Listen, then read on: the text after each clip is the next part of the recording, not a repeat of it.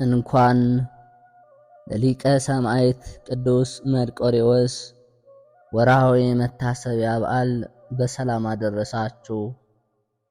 የልዑል እግዚአብሔር ቤተሰቦች፣ የድንግል ማርያም የአስራት ያደራ የበኩራት ልጆች፣ የቅዱሳን ወዳጆች፣ ከዚህ በመቀጠል የሊቀ ሰማዕት የቅዱስ መርቆሬዎስን ገድሉን እናሰማለን። አንድ አምላክ በሚሆን በአብና በወልድ በመንፈስ ቅዱስ ስም እናምናለን። ይህ ገድል የቅዱስ መርቆሬዎስ ነው። ጸሎትና በረከቱ ከኛ ጋር ይሁን ለዘላለም አሜን። በሮሜ ንጉሥ በዳኪዎስ ዘመን ክሉፓዴር የሚባል ሕፃን ተወለደ። ትርጉሙም መርቆሬዎስ ማለት። የአባቱ ስም አሮስ የአያቱ ስም ደግሞ ስዲሮስ ይባላል። ሁለቱም እምነት የሌላቸው አውሬ አዳኞች ነበሩ። ያደኑትንም እንደያዙ ለንጉሶች ለመኳንንቶችና ለመሳፍንቶች ይወስዳሉ። እነርሱም ዋጋቸውን ይከፍሏቸዋል። ከዕለታት አንድ ቀን ሁለት የአውሬ መልክ ያላቸው ሰዎች ከሩቅ ሀገር መጥተው ወደ ተጠመደው ወጥመድ ደረሱ። ያን ጊዜ ደወል ጮኸ። እነርሱም የራሳቸው ፀጉር እንደ ፈረስ ጭራ ረጃጅም፣ ጥርሶቻቸው እንደ አንበሳ ጥርስ የሚሰባብሩ፣ ዓይኖቻቸው እንደ እሳት የሚገርፉ መልከ ጥፎች ሲሆኑ እጆቻቸውና እግሮቻቸው እንደ ብረት፣ ጥፍሮቻቸውም እንደ አንበሶች ጥፍር ነው። አሮስ የደወልን ድምፅ እንደሰማ አባቱ ቀሰቀሰውና የደወልን ድምፅ በሰማው ጊዜ ወዲያውኑ ተነሳሁ አለው። አባትና ልጅ በወጥመዱ ላይ ያለውን ለመያዝ ሰይፎቻቸውን መዘው እየሮጡ ሄዱ። እነዚህ የአውሬ መልክ ያላቸው ሰዎች ባዩአቸው ጊዜ ደንግጠው በግንባራቸው ተደፉ፣ እንደ በድንም ሆኑ።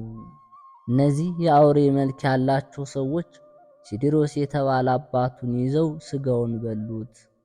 ዳግመኛም ልጁ አሮስን ይዘው ሊበሉት ፈለጉ።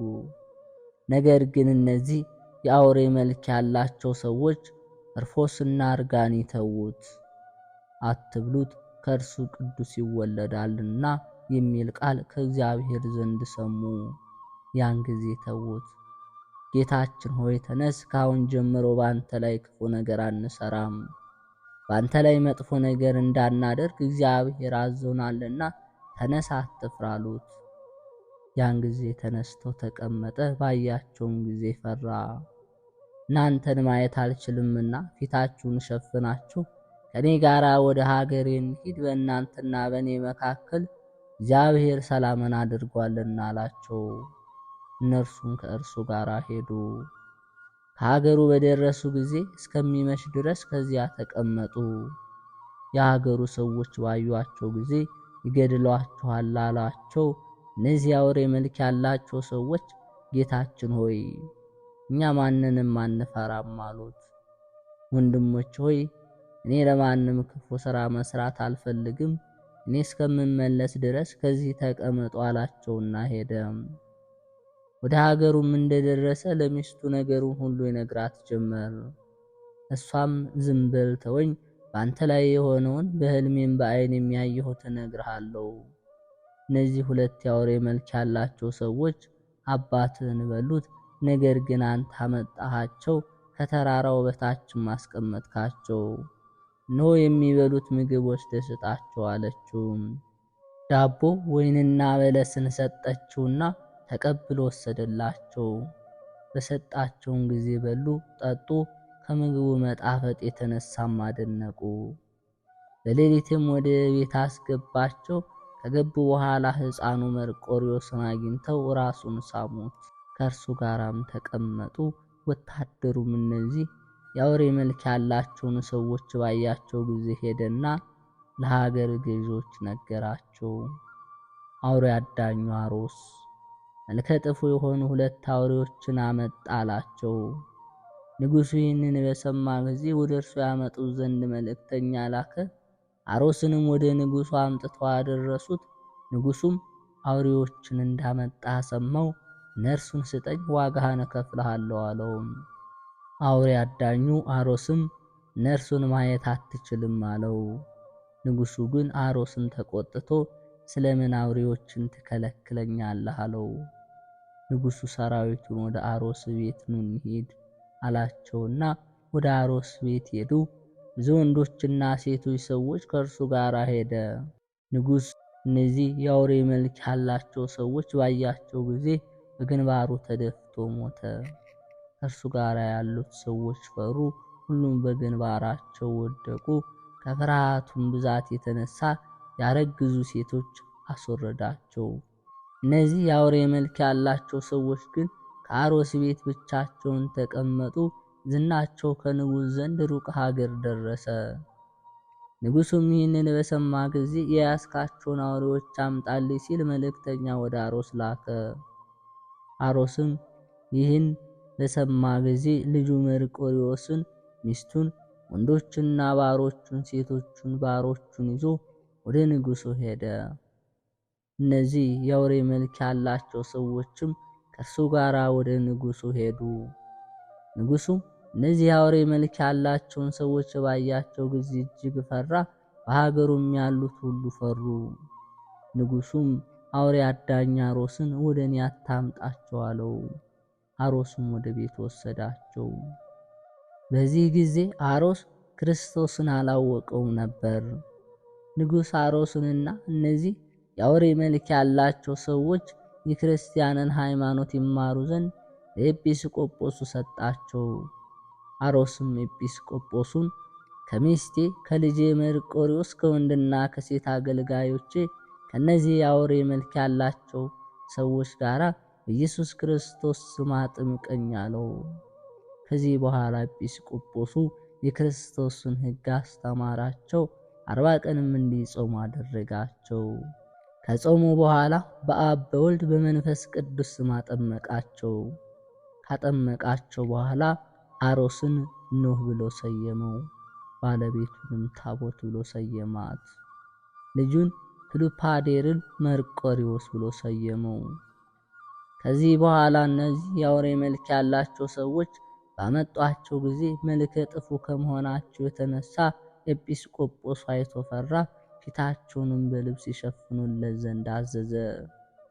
እነዚህ የአውሬ መልክ ያላቸው ሰዎች በአብ በወልድ በመንፈስ ቅዱስ ስም አጠመቃቸው። ርፎርስን፣ ግሊስጥፎርስን፣ አርጋኒን ደግሞ ማርያኖ ብሎ ሰየማቸው። ንጉሡም ኖኅና ልጁን የአውሬ መልክ ያላቸውን ሰዎች አከበራቸው፣ በሀገሩ ላይም ሾማቸው። ንጉሡ እነዚህ የአውሬ መልክ ያላቸው ሰዎች አምጣቸው፣ ወደ ጦርነት እንሄዳለንና ይረዱን ዘንድ ጠላቶቻችንም በፊታችን ድል ያደርጉ ዘንድ ሲል ኖኅን አዘዘው። ንጉሡም ከሀገሩ ተቀምጦ ኖኅን እነዚህን የአውሬ መልክ ያላቸው ሰዎች ከብዙ ሰራዊት ጋር ይዋጉ ዘንድ ላካቸው። የሌላውን ሀገር ንጉሥ ድል ያደርጉ ዘንድ ሀገሩንም በቁጥጥራቸው ስር ያደርጉ ዘንድ ወደ ሩቅ ሀገር ሄዱ።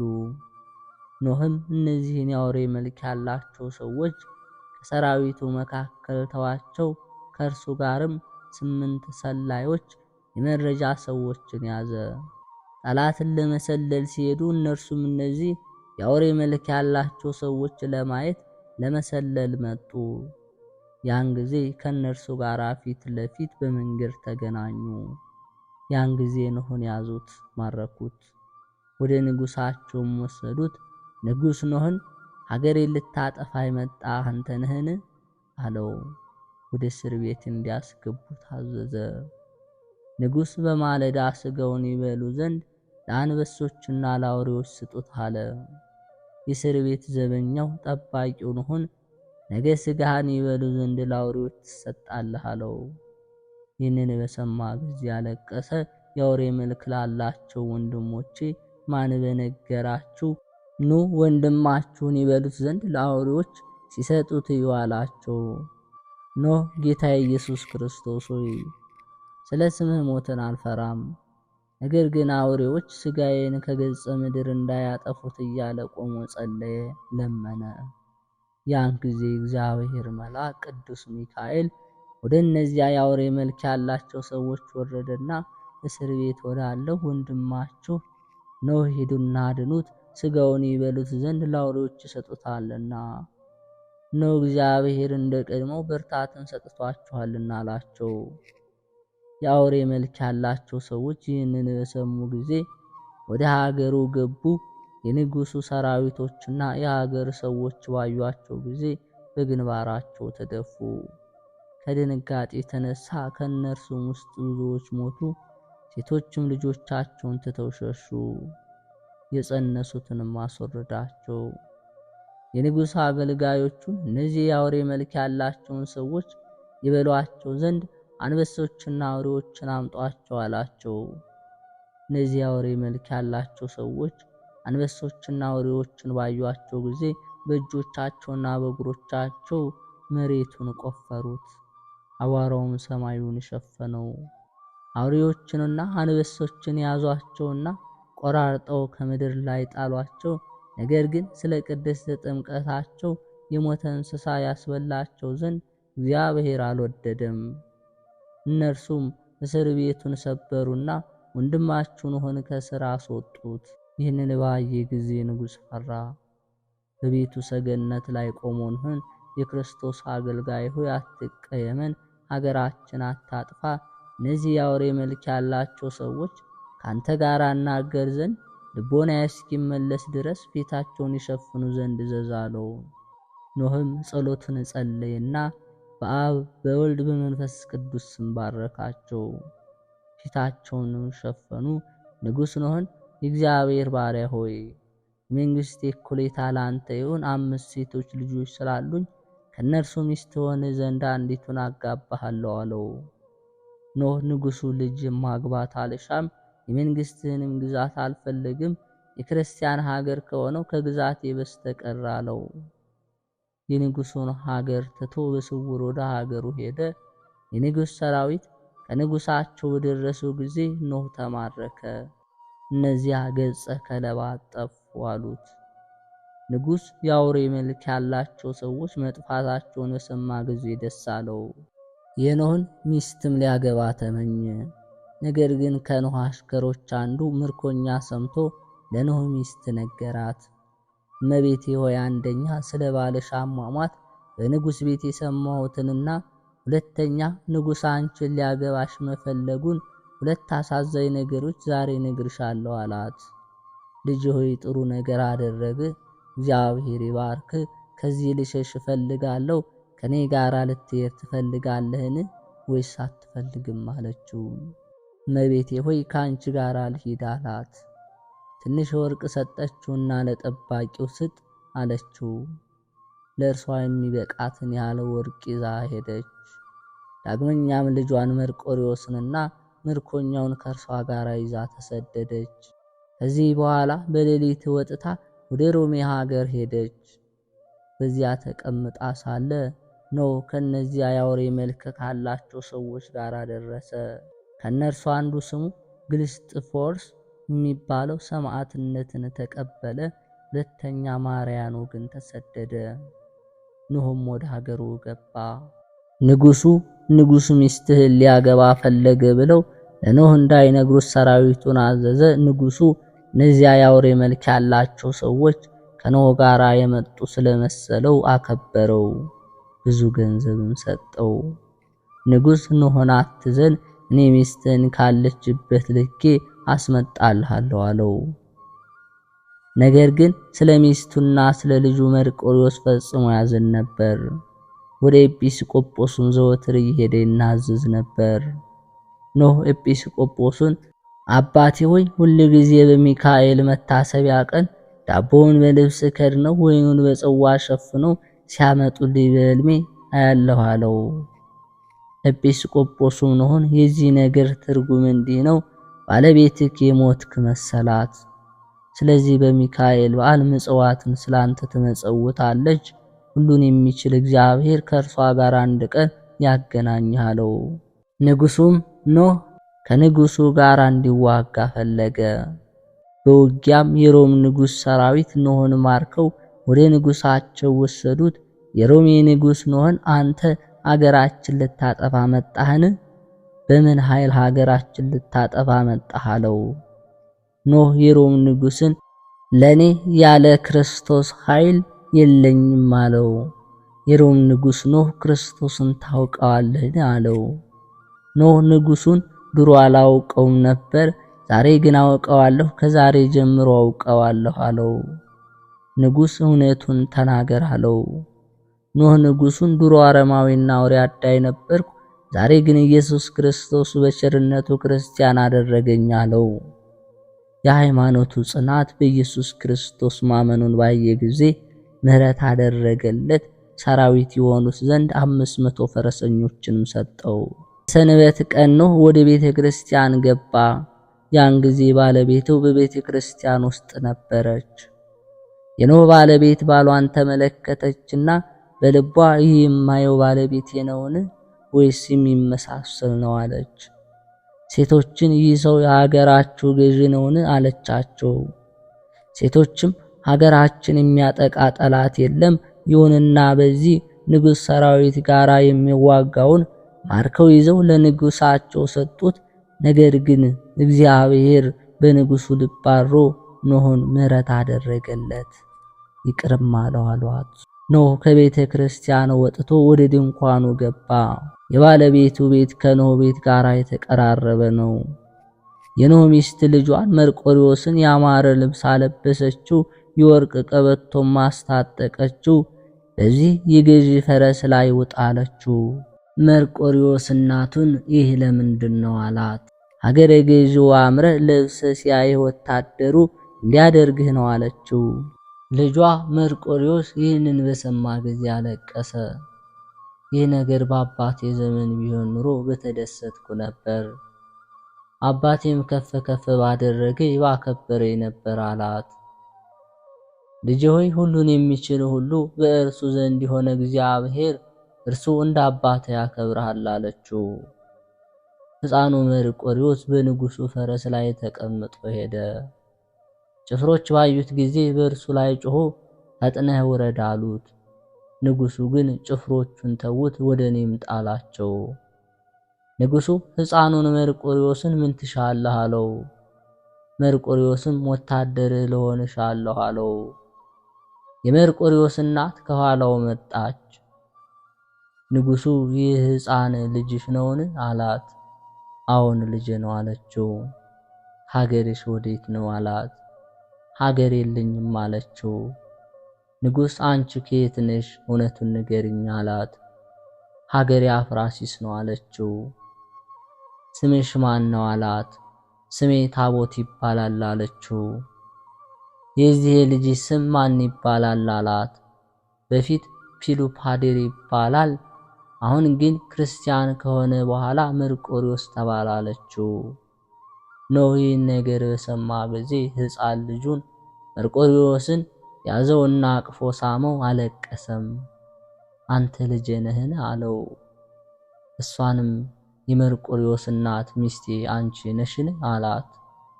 ከሚስቱና ከልጁ መርቆሪዎስ ጋር ያገናኘውን እግዚአብሔርን አመሰገነ። እነርሱም ከእርሱ ጋር በአንድነት አመሰገኑ። ንጉሥ ዳኪዎስ ኖህንና ልጁ መርቆሪዎስን አደነቀ።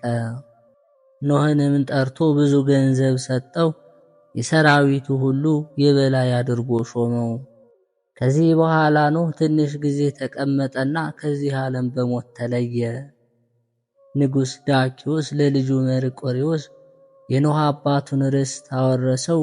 ከጥቂት ጊዜ በኋላ የአራም ንጉሥ ለንጉሥ ዳኪዎስ አንተን ልጣላህና ካንተ ጋር ለመዋጋት እፈልጋለሁ የሚል መልእክት ላከ።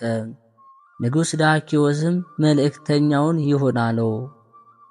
መርቆሪዎስን ጠርቶ ሰራዊት ይዘህ ከአራም ንጉሥ ጋር ለመዋጋት ሂድ አለው።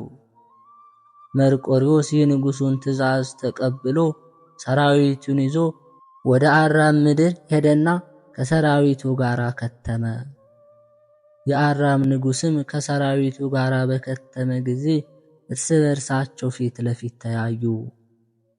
መርቆሪዎስ ከአራም ንጉሥ ዘንድ ነገ እንዋጋ የሚል መልእክት ላከ።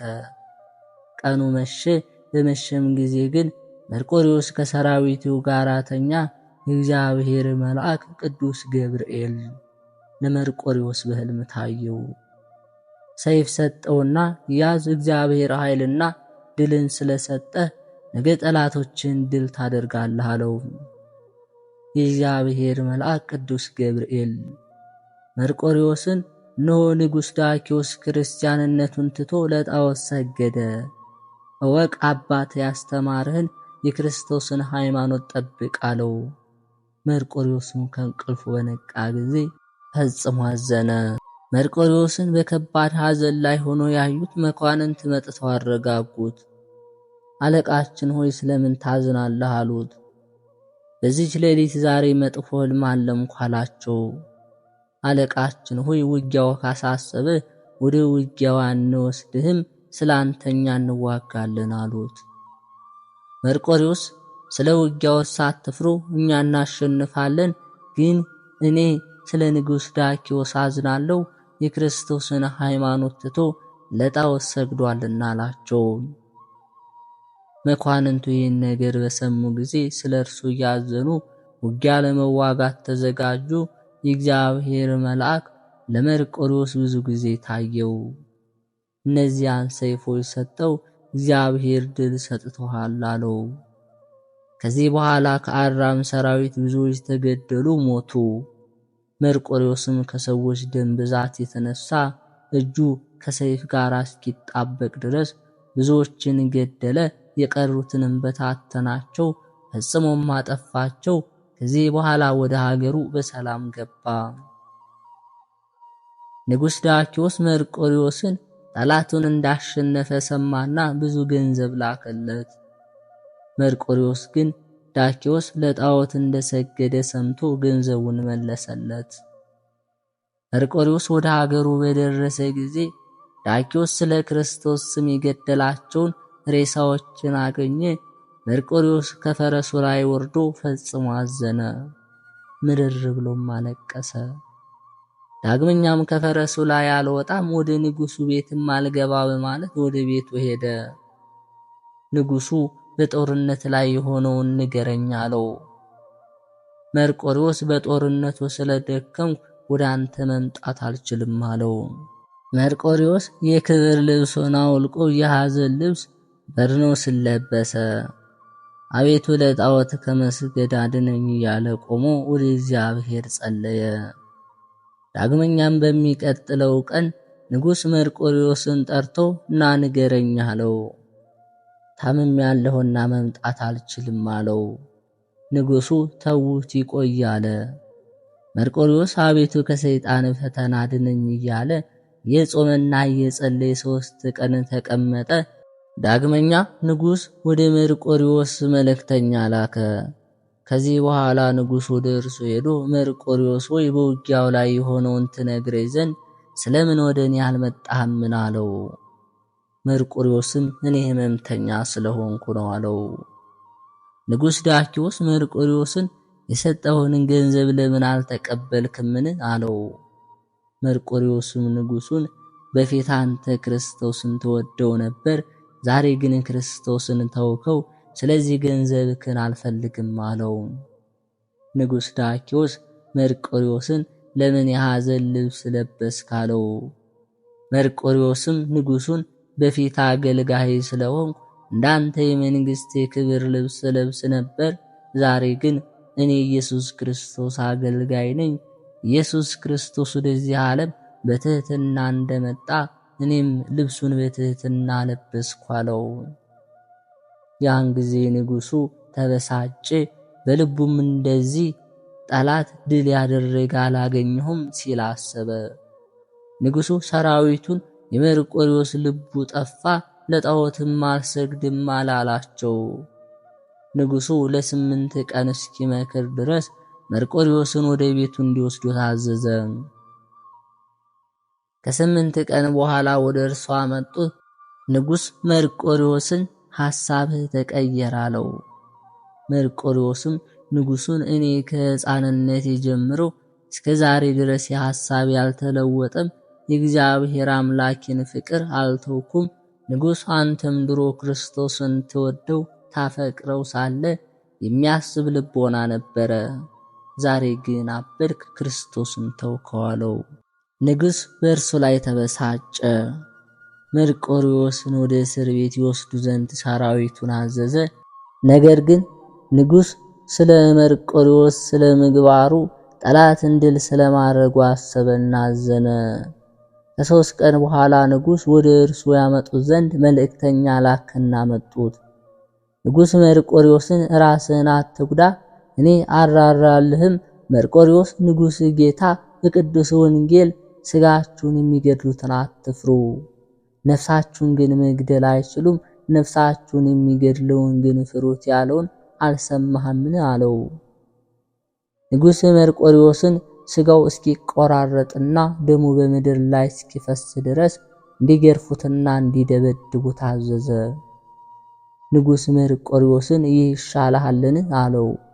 እጁንና እግሩን አስረው ወደ እስር ቤት ወሰዱት። መርቆሬዎስን በመንፈቀ ሌሊት ቆሞ ጸለየ። ጌታ ኢየሱስ ክርስቶስ ሆይ ኃጢአቴን ይቅር በል፣ እንዲህም ስለ ቅዱስ ስምህ ሞት ዘንድ አጽናኝ፣ ከቅዱሳን ከሰማዕታት ጋር ጨምረ በእውነት ይደረግልኝ አለ። የእግዚአብሔር መልአክ ቅዱስ ሚካኤል ወርዶ በእስር ቤት ታየው። እግዚአብሔር ኃይልን ይሰጥሃል፣ ከቅዱሳንና ከሰማዕታት ጋር ይጨምርሃል፣ ነገ ሰማዕትነትን ትቀበላለህ። ስለ ቅዱስ ስምህ መሥዋዕት፣ ዕጣን፣ ቁርባንና ዘይትን የሚያቀርብ ሁሉ እግዚአብሔር ኃጢአቱን ይቅር ይለዋል። ስለ ቅዱስ ስምህ ለድሃ ምስኪን፣ ለተራበ ለሚሰጥ ሁሉ እግዚአብሔር ኃጢአቱን ይቅር ይለዋል። ስሙም በሕይወት መጽሐፍ ይጻፋል። የታሰሩትን ለሚያስፈታ ለሚጠይቅ እግዚአብሔር ኃጢአቱን ይቅር ይለዋል። ስለ ስምህ ቤትህን የሠራ የገድልህን መጽሐፍ ለጻፈ ስሙን በሕይወት መጽሐፍ እጽፈዋለሁ፣ በመንግሥተ ሰማያት ከአብርሃም ከይስሐቅና ከያዕቆብ ጋር አስቀምጠዋለሁ አለው። የእግዚአብሔር መልአክ መርቆሬዎስን እግዚአብሔር ኃይል ካንተ ጋር ነው አለው። ይህን ከተናገረው በኋላ የእግዚአብሔር መልአክ ከእርሱ ተሰወረ።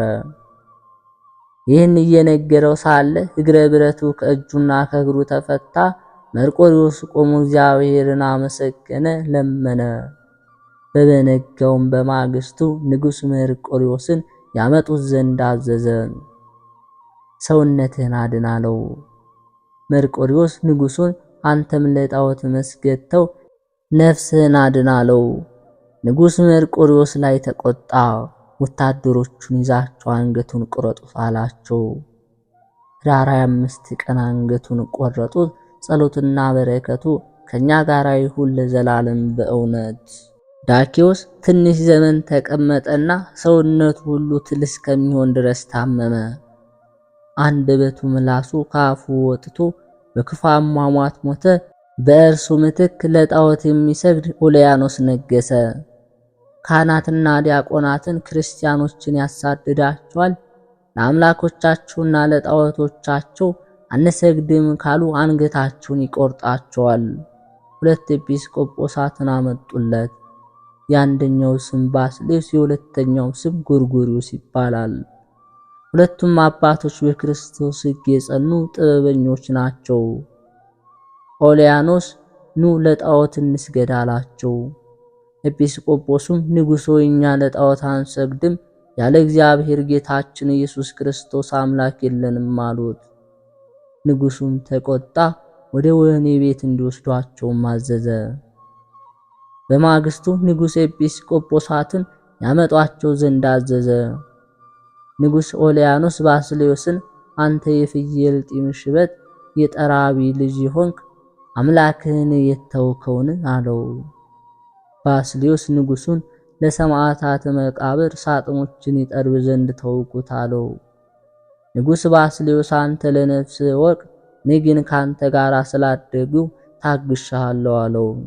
እስከ መጣና እስክመለስ ድረስ ራስን ከልብህ ምከር፣ ከተመለስክ በኋላ ግን ለጣዖት ካልሰገድክ አንገትህን እቆርጠዋለሁ አለው። ባስልዮስ ንጉሡን ወደ ጦርነት ሄደ። ከተመለስክ ክርስቶስ ከማርያም አልተወለደም ማለት ነው አለው። ንጉሥ ተቆጣና ወደ ወህኒ ቤት ያግዙት ዘንድ አዘዘ። ከውጊያ እስክመለስ ድረስ ጠብቁታልና ወደ ውጊያው ሄደ። ባስልዮስና ጎርጎርዮስ ከወህኒ ቤት ውስጥ በጾምና በጸሎት ተቀመጡ። ከወህኒ ቤት ውስጥ ቅድስት ቤተ ክርስቲያን ነበረችና በመሸ ጊዜ ባስልዮስና ጎርጎርዮስ ወደ ቤተ ክርስቲያን ገብተው ሲጸልዩ በምሰሶው ላይ የመርቆሬዎስ ስዕል አዩ። ኤጲስቆጶሳቱ ኡልያኖስን በውጊያው ትገድለው ዘንድ ነፍሳችን ወደ አንተና ወደ እግዚአብሔር አምላክ አደራ ሰጠን ብለው ሄዱና ተኙ። መርቆሬዎስም ለባስልዮስ ተካሃዲውና ረጉሙ ኡልያኖስ ገደልኩት እያለ በሕልም ታየው። ባስልዮስ ጎርጎርዮስን ከእንቅልፉ ቀሰቀሰውና በሕልሙ ያየውን ነገረው። ባስልዮስና ጎርጎርዮስ ተነስተው ወደ ቤተ ክርስቲያን ሄዱ። ወደ ቤተ ክርስቲያኑ በገቡ ጊዜ በደም የተሞላ ጦር በእጁ ይዞ የመርቆሬዎስን ስዕል ተመለከቱ። ባስልዮስ መርቆሬዎስን ከሃዲ ኡልያኖስን ገደልከውን አለው። ይህ ስዕል ራሱን ዝቅ አደረገ። ኤጲስቆጶሳት ይህንን ባዩ ጊዜ ደስ አላቸው፣ እግዚአብሔርንም አመሰገኑ። መርቆሬዎስም ወደ ውጊያ በሚሄድበት ጊዜ ከሃዲ ኡልያኖስን ወጋው። በወጋውም ጊዜ ከፈረሱ ላይ ወደቀ፣ ከመሬት አመድ አንስቶ ወደ ላይ በተነ፣ በክፉ አሟሟትም ሞተ። ሰራዊቱም ተመለሱ። በእርሱ ምትክ የክርስቶስን ሃይማኖት የሚወድ አኖሪዮስን አነገሱ። አኖሪዮስን ቤተ ክርስቲያንን ሰራ፣ በሮሜ ሀገር ያሉ ክርስቲያኖችን አበረታቸው። በመርቆሬዎስም ቤተ ክርስቲያን ሰራ። ከዚህ ቤተ ክርስቲያን ብዙ ተአምራት ታዩ። ጸሎትና በረከቱ ከኛ ጋር ለዘላለም ይሁን ለዘላለሙ አሜን። የልዑል እግዚአብሔር ቤተሰቦች ከሰማዕቱ ከቅዱስ መርቆሬዎስ በረከትና ረድኤቱን ያድለን። በተሰጠው ቃል ኪዳንም እኛን ልጆቹን ይማረን። አምላካችን እግዚአብሔር ስለ ቅዱስ መርቆሬዎስ ብሎ እንዲጠብቀን ከቅዱስ መርቆሬዎስ በረከትና ረድኤቱን እንዲያሳትፈን አምላካችን እግዚአብሔርን እንዲህ ያለን እናመስግነው። አባታችን ሆይ በሰማያት የምትኖር፣ ስምህ ይቀደስ፣ መንግሥትህ ትምጣ፣ ፈቃድህ በሰማይ እንደሆነች እንዲሁም በምድር ላይ ትሁን። የዕለት እንጀራችንን ስጠን ዛሬ፣ በደላችንን ይቅር በለን እኛም የበደሉንን ይቅር እንደምንል፣ አቤቱ ወደ ፈተናም አታግባን ከክፉ ሁሉ አድነን እንጂ መንግሥት ያንተ ናትና፣ ኃይል፣ ክብር፣ ምስጋና ለዘላለሙ አሜን። እመቤታችን ቅድስት ድንግል ማርያም ሆይ በመልአኩ በቅዱስ ገብርኤል ሰላምታ ሰላም እንልሻለን። በሐሳብሽ ድንግል ነሽ፣ በሥጋሽም ድንግል ነሽ። አሸናፊ እግዚአብሔር እናት ሆይ ሰላምታ ላንቺ ይገባሻል። ከሴቶች ሁሉ ተለይተሽ አንቺ የተባረክሽ ነሽ፣ የማኅፀንሽ ፍሬ የተባረከ ነው። ጸጋን የተመላሽ ቅድስት ሆይ ደስ ይበልሽ፣ ልዑል እግዚአብሔር ካንቺ ጋር ነውና ከተወደደው ልጅሽ ከጌታችን ከመድኃኒታችን ከኢየሱስ ክርስቶስ ዘንድ ይቅርታና ምሕረትን ለምኝልን ኃጢአታችንም ያስተሰርይልን ዘንድ ለዘላለሙ አሜን። የክርስቶስ ቤተሰቦች ከዚህ በመቀጠል የዕለቱን ስንክሳር እናሰማለን። አንድ አምላክ በሚሆን በአብ በወልድ በመንፈስ ቅዱስ ስም ሚያዝያ 5 በዚች ቀን ቅድስት ሳራ ከሁለት ልጆቿ ጋር በሰማዕትነት አረፈች። ይህችም ቅድስት ከአንጾኪያ ሀገር ናት። እርሷ ከዲዮቅልጥያኖስ መኳንንት ለአንዱ ስሙ ስቅራጥስ ለሚባል ሚስቱ ናት። እርሱ በፊት ክርስቲያን ነበረ፣ በኋላ ግን ንጉሡን በመፍራት ካደ። እርሷ ግን በክርስትናዋ ጸንታ ኖረች። ባሏ ስቅራጥስም እኔ ክርስቲያን ሃይማኖት እወዳለሁ፣ የንጉሡን ስቃይ ከመፍራት በቀር ክርስቶስን በልቤ አልካድኩትም ይላት ነበር። እንደዚህም ስትኖር ሁለት ልጆቿን ወለደች። በአንጾኪያ ሀገር የክርስትና ጥምቀት ልታስጠምቃቸው አልተቻላትም። አብያተ ክርስቲያናት ተዘግተዋልና ጠፍተዋልምና ሰውን ወዳድ ክርስቶስን ብዙ ስለ መውደዷ ልጆቿን ታስጠምቃቸው ዘንድ ታላቅ ተጋድሎ አደረገች። ወደ እስክንድሪያም ወደ ሊቀ ጳጳሱ አባ ጴጥሮስ ልትሄድ ወዳ አሽከሮቿን አስከትላ ሁለቱን ልጆቿን ይዛ በመርከብ ተሳፈረች። የክብር ባለቤት ጌታችንም የሃይማኖቷን ልዕልና ለመጪው ትውልድ ሲገልጥ ወዶ ያች መርከብ ለመስጠም እስከምትደርስ በባህር መካከል ጥቅል ነፋስን አስነሳ። ይቺ ቅድስትም ልጆቿ ሳይጠመቁ እንዳይሞቱ ፈራች። ተነስታም ጸለየች። ከዚያም ምላጭ አንስታ ጡቷን የቀኙን በጣት ከደሟም ወስዳ ፊታቸውን በመስቀል ምልክት ቀባችው። በደረታቸውና በጀርባቸው ላይ እንዲህ አደረገች። በአብ በወልድ በመንፈስ ቅዱስ ስም በባህር ውስጥ አጠመቀቻቸው። ያን ጊዜ ታላቅ ጸጥታ ሆነ። ወደ እስክንድርያ ሀገር በደረሰች ጊዜ ከሀገር ልጆች ጋር ያጠምቃቸው ዘንድ ወደ ሊቀ ጳጳስ አባ ጴጥሮስ ልጆቿን አቀረበች። በዚያን ጊዜም ከሀገር ልጆች አጠመቀ። ወደ ልጆቿም ደርሶ ሊያጠምቃቸው ወሰዳቸው። ያን ጊዜ ውሃው ረጋ። እነርሱን ትቶ ከሀገር ልጆች አጠመቀ። ውሃው ተፈትቶ ወረደ። ደግሞ ሊያጠምቃቸው ወደ ልጆቹ ተመለሰ። አሁንም እንደ ቀድሞ ውሃው ረጋ። እንዲሁም 3 ጊዜ አደረገ። ውሃውም ይረጋል አደነቀ። እናታቸውንም አቅርቦ ጠየቃት። እርሷን ፈርታ ተንቀጠቀጠች። ከእርሷም የሚሆነውን በባህር መካከል አውሎ ነፋስ እንደተነሳባት ጡቷን በጥታ ደሟን እንደቀባቻቸው በባህር ውስጥ እንዳጠመቀቻቸው ነገረችው። ስላደረገችው ድፍረት በፊቱ ሰግዳ ይቅር ይላት ዘንድ ለመነችው። አባ ጴጥሮስም ሴትየዋ አትፍሪ፣ ሃይማኖትሽ ፍጹም ነው እንጂ አንቺ በባህር ውስጥ ባጠመቅሻቸው ጊዜ በመለኮታዊ እጁ አጠመቃቸው፣ ባለቤቱ ክርስቶስ ነውና ይዞሽ አላት። ማጥመቁን በተፈጸመ ጊዜ ስጋውና ደሙን አቀበላቸው። ይህች ቅድስት ወደ አንጾኪያ ቤቷ ተመለሰች። ባሏን ባያት ጊዜ ይህንን በማድረግ ተቆጥቶ ወደ ንጉሱ ሄዶ ከሰሳት። ያደረገችውንም ነገረው። ንጉሱም ወደ እርሷ ያቀርቡት ዘንድ አዘዘ። ስትቀርቡም ወደ እስክንድርያ ለምን ሄድሽ? ከክርስቲያን ወገኖችሽ ጋር ልታመነዝሪ ነውን? አላት። እርሷም እንዲህ ብላ መለሰች፣ ክርስቲያኖች አያመነዝሩም፣ እንዳንተ የረከሰ ጣዖትን አያመልኩም። ከእንግዲህ ደግሞ ከኔ ቃልን አትሰማም። የወደድከውን አድርግ። ሁለተኛ በእስክንድርያ ካንቺ የሆነውን ንገሪ ብሎ ጠየቃት። ምንም አልመለሰችለትም። ንጉሥ ዲዮቅልጥያኖስም እጆቿን የኋሊት ታስረው 2ቱን ልጆቿን በሆዷ ላይ አድርገው 3ቱንም በሳት ያቃጥሏቸው ዘንድ አዘዘ። ፊቷንም ወደ ምስራቅ መልሳ ወደ ክብር ባለቤት ጌታችን ኢየሱስ ክርስቶስ ጸለየች። ከዚያች ከልጆች ጋር አቃጠሏት። የድልና የሕይወት አክሊል በመንግሥተ ሰማያት ተቀበለች። ለእግዚአብሔር ምስጋና ይሁን።